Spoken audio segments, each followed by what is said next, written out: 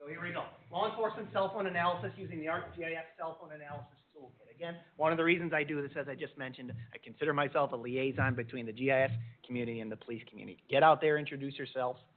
This is a great tool, life-changing tool. How much time it will save us in the work we regularly do. That's me, no one cares.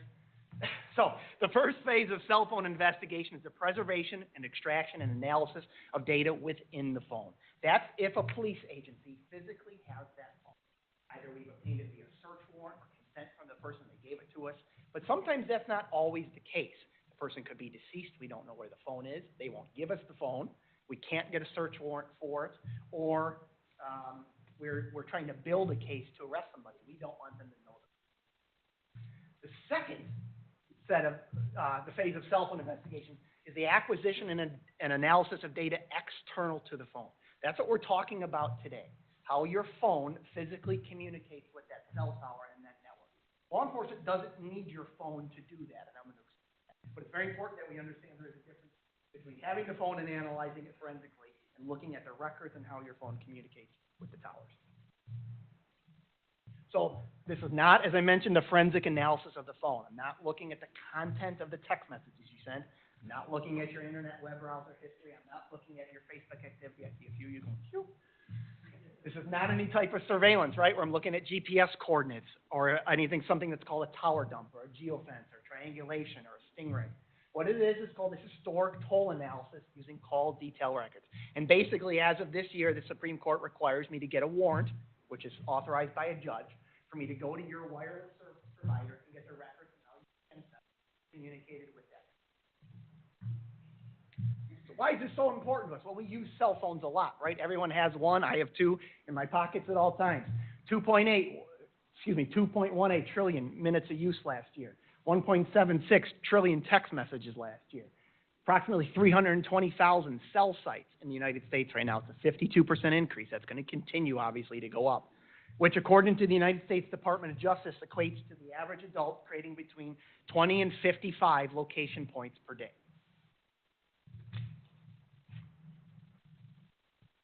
Well, how often are police departments using that? A lot. This is the most recent data that I can have. It's a survey conducted by the United States in 2012.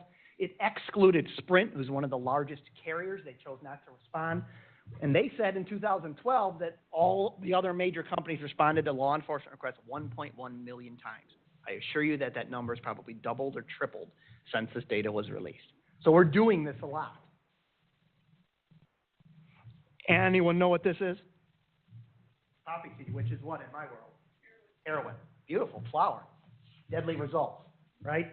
More American lives are lost each year to drug overdoses than were lost in the entire Vietnam War. It's a quote by the Secretary of Health and Human Services last year. We're expecting the number to be over 70,000 this year.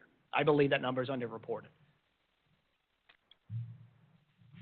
This is James Triplett, and I want to first state that I'm not involved or was not involved in this case at all. It's just a good example of cell phones and how much they're used by criminals. Prior to James's arrest in June of 2015 in the city of Chicago, he was one of the major heroin producers and dealers in the area. If you know anything about the heroin distribution network, you know that Chicago is one of the major hubs in the Western Hemisphere. Okay? This is a photo taken at 3 o'clock on a Friday afternoon at the 3700 block of Grisham from a security camera. You'll notice the line of customers exiting the front of the building, wrapping around the side of the building, and into the rear of the yard. How many phones do you think somebody like James Triplett has that are ringing all day long? Think of the volume of data we're talking about. This is an article from the Milwaukee Journal-Sentinel. Last year, cops have a new strategy to fight heroin in Milwaukee, cut off dealers' phones. One of the phones they confiscated was generating $11,000 a day. In one case, they seized up to 20 phones from a single dealer who would receive hundreds of calls and text messages a day, arranging up to 80 deals. Think of the volume of data we're generating. I don't have time. It takes me a long time to put up this much crime scene tape every day, just for fun. Historically, before this ArcGIS cell phone analysis toolkit, we did this by hand. We got out a paper map, we got a protractor and a compass and a ruler and drew out this cell phone analysis. It's why I can't preach enough the importance of this tool and how popular you make yourself if you introduce yourself to your police department. So the ArcGIS cell phone analysis toolkit is found in the local government toolbox, and it's free. It was deployed at version 10.2, but it's such a niche product that there really was no fanfare upon its release. It actually will work in 10.1. I've done some testing. Comes with a downloadable MXD file, which runs 2 Python scripts. I'll show you some of this stuff in a minute. It ultimately creates 4 symbology layers. And of note, it requires the use of 2 CSV files with Esri's data schema. It's different than how Esri typically operates. But in the United States alone, there's about 90 wireless service providers. Now, all these local ones, Cellular One of East Central Illinois, all their data goes through the 5 major cell phone providers, AT&T, Verizon, Sprint, T-Mobile, and US Cellular. But they all have their formats in different ways. Every phone record that I get back from the courts is different. So rather than Esri trying to accommodate them and their continual changes, Esri said, here's our data format. You'll put your data into it if you want to use our tool.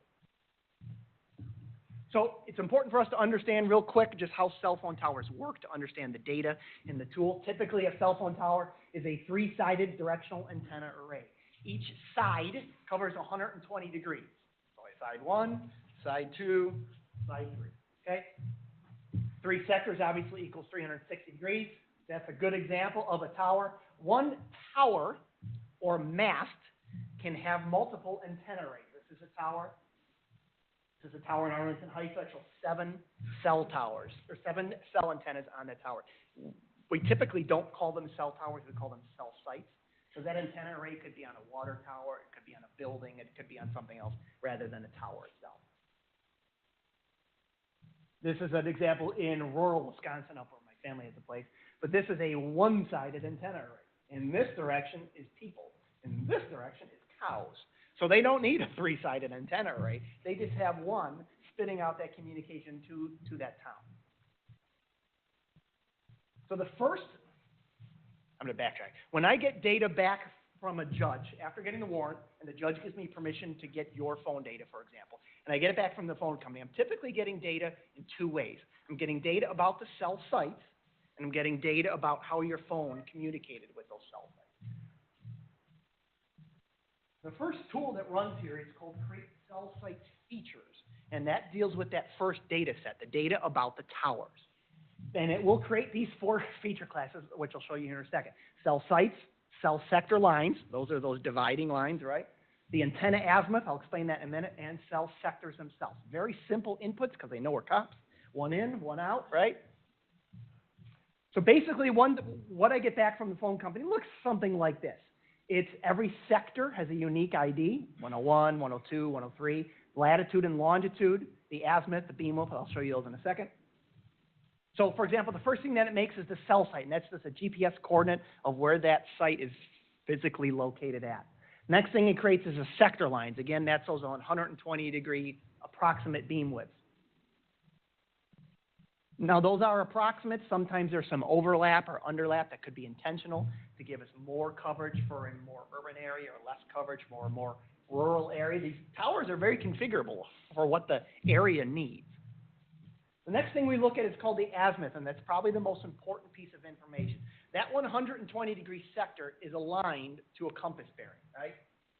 In the center of that, the line that bisects that sector is an azimuth. And that's what that number means. So in this fictional example here, an azimuth of 15 points almost straight north. And then lastly is the cell sector. Cell sector gives us an approximate, we'll talk about that in a minute, pie shape of that cell tower. In an urban environment, cell phone coverage area is about 1.5 miles to 2 miles. In a rural area, they can make it larger depending on the technology. They can get that mast higher up in the air. They can cant the tilt of the antenna, and they can crank up the power. You could get 25 to 30 miles if they needed to. So this is a sample of what I get back from the phone company about your cell phone, or handset we call them, how it communicates with the tower. I know it's hard to read, so I'll break it down. Basically, day, date, and time of the call, whether or not it was incoming or outgoing, answered, not answered, went to voicemail, text message, and then some location information, the beginning and ending sector of the call. If I stand here and make a phone call, and I talk for 5 minutes, and I don't move, in theory, the beginning sector and ending sector are the same. If I start a phone call, and I move 10 miles away and continue that, my ending sector is different from where I started. Make sense? They typically keep these for, it's gone up now, 2 to 7 years. A long time. When I first started doing this 10 years ago, it was months. But now AT&T will keep them for about 7 years. So that second tool is called Relate Calls to Sites. And again, it's pretty simple because it knows us. It takes those 4 files that we just made, sectors, azimuth, lines, and spits it out somewhere. And it creates a frequency map from the call detail record. Basically, on a nuts and bolts scale, it's making a many-to-one join. It's taking all this information and concatenating it from the cell sites into what tower the phone actually used and joining it on that. So in the simplest output, this is what comes out. Basically, it's drawn the cell site for me. Again, in this particular example, there's a little bit of overlap here, a little bit hard to see. There were 5 calls in this sector. Now, obviously, it's copying joining all the underlying data. So now I can zoom in if I wanted to and look at what 5 calls are from that area, or what date and time were the calls from that area. So in the fictional example here, we have this character that stole, it's a big crime in my world, that stole this donut and fled, right? Now, he's telling me he went west, but his phone records are telling me he went east. I know he's lying, right? Maybe. I'll explain some of the caveats with cell phone analysis here in a second. Okay? But historic toll analysis isn't the smoking gun. If I have a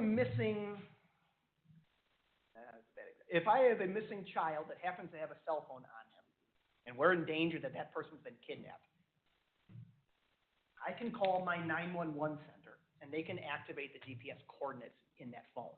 That's very, very accurate data, typically hundreds of feet. I can't do that for these types of cases. So the data that I get back is not as specific in terms of data that I get back from this person. So historic toll analysis is not always a smoking gun piece of evidence that we would like it to be. It's my job as a detective that my evidence is proof beyond a reasonable doubt, right? I want you to consider that as we go forward. It's important if we to understand the tool, we have to know about its weakness. So true or false, the cell phone will always communicate with the closest tower. False, right? It will always communicate with the tower that's giving it the best signal, which is oftentimes the closest, but not always the case. How it determines that is each company's got a proprietary algorithm that looks at signal strength, the distance, and network load. I need to consider that when I'm trying to say that this guy was here based on his cell phone record. So, for example, in a fictional example here, my phone's trying to get to the tower that's a block away. Something's wrong with that tower. It's going to default and go to the next tower that it can get to. Okay? What if that tower's broken or turned off? Does that happen? Sure, this is a tower I happen to be driving by, made my wife real happy. Stop. There's somebody in this cell phone tower working on it. It's a lot of radio frequency waves they're pumping out. They're typically off when they do that. If I'm underneath it committing a murder, my phone's going to go to a tower that's 3 miles away. Is that important for me to understand? You bet it is. It's just another example. There's a guy in there. It's a little hard to see. I'm sure he loved me taking pictures of him. I'm sure Homeland Security got several calls about me. This is a tower in Chicago that I saw that they happened to be working on at the time. So one of the things we look at is called an operational audit check. We're going to try to get as much information as we can from the phone company to tell that that tower was working properly and that phone would have connected to it. And we can look at various things. Call volume, right? I know that there are oftentimes towers right near the freeway, especially in Chicago, and they know that at rush hour their volume triples, right? If that's happening, the network might be overloaded. I do a little bit of security consulting on the side. I've been in the Super Bowl the last 15 years.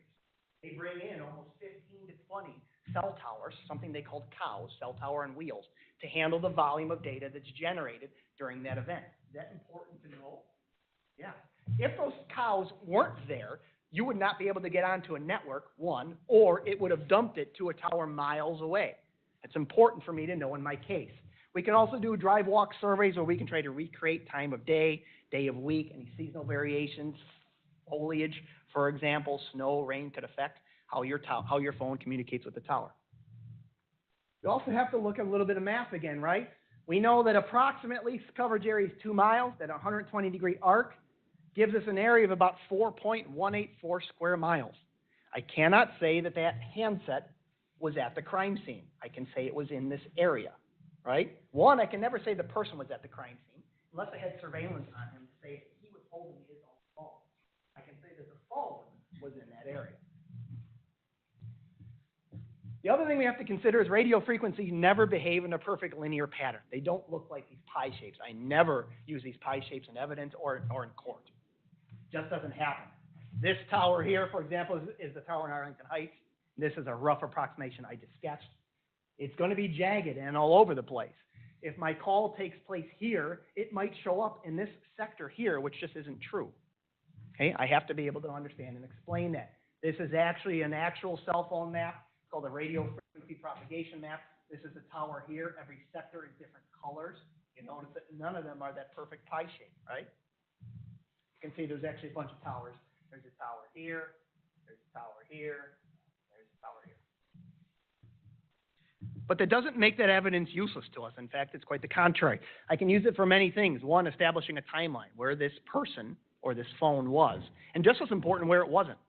I can look at a pattern of life analysis. You can learn a lot about somebody. I look at phone records all the time. I can tell you a lot about them. They go to church on Sunday mornings at the same place. Every morning they go to work at 9 o'clock.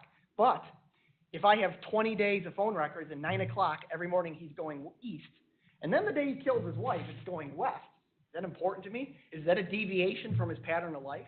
Sure. I can look at who they call in the morning. Who's the last person they talk to every night? That's important to me. I can look at who they're calling the most, who they're calling the least, who they're texting the most, who they're talking to the longest. All valuable pieces of information. I can illustrate relationships. On Monday morning, he talks to the same person for a half hour every day. Is that his dealer? I don't know. I can narrow down my search area. If I know the handset is in this area, now I can go to the area and I can say, are there any surveillance cameras around there? Any gas station witnesses, cashiers I can talk to? Any sources of forensic evidence over here that I didn't even know about until I got that area narrowed down by these phone records? Again, identifying additional witnesses, refute or corroborate his statement or the statement of witnesses, and then victimology. And this is something that we use if somebody's murdered. I'll do the same thing for their records and try to find out where their last contact was. What happened to their phone after we found them deceased. We had a good example of that case. The person's deceased and their phone kept moving. Somebody's got their phone, right? So what can I testify to? This is basically what I limit myself to. The device was in communication with the same cell site and sector that encompasses the crime scene on the day, date, time in question. I can't get myself into legal trouble sticking to that testimony. Okay? Again, this information on Esri's website is very, very hard to find. There are a couple links here. I can leave it up if anybody wants to take pictures about the tool and how to use the tool. There's a couple of good videos there. Again, they are hard to find on the website.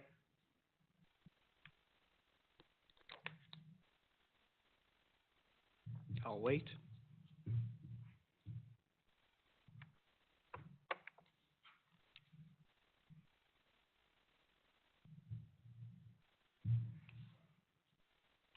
Couple more seconds, and then the last slide, just my contact information. Again, if anybody needs it, I talk quick. I did well. I'm happy to take any questions that anybody has. This usually generates a lot. Yes, sir. Wait for the mic.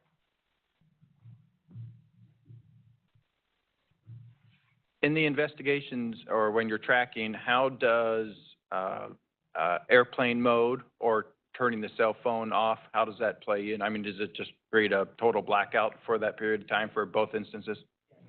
Turning the cell phone off obviously turns the and how Wi-Fi mode is a little bit different. That you an open Wi-Fi spot. Whether you know it or not, all day long your phone is saying, hey, are there any towers out there? Or it's checking into publicly accessible Wi-Fi. A lot of people don't realize that, but I can actually do a forensic analysis of your Wi-Fi router. I can see who's checked in on the house. I can go to a library, a very large example of a public space, see what phone that said hello.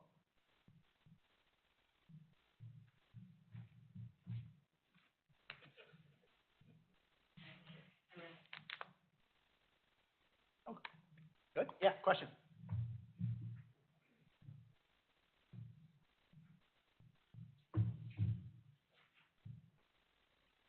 So you said it's in the 10.2 release. Is it automatically in the toolbox, or do you got to download it or add it in? I don't remember. It's automatically in the local government toolbox, if I'm not mistaken. I don't remember. I don't know the answer, I'm sorry. I think it's automatically in the local government toolbox. All right, well, thank you very much. Oh, one more question.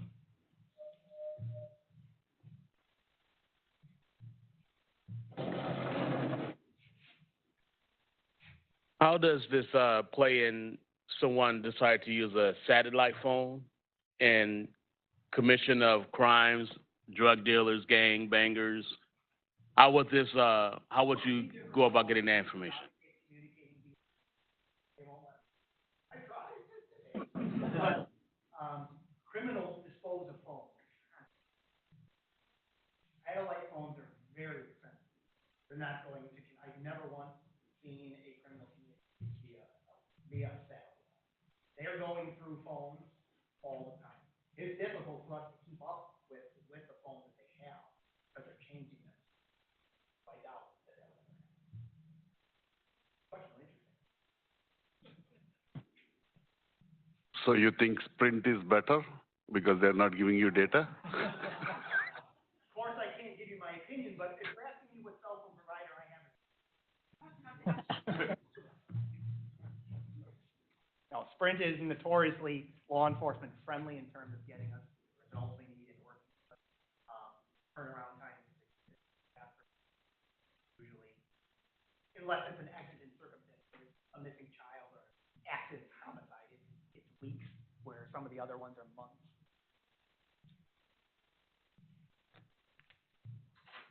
All right, well, thank you all for your time. Thanks for inviting me here.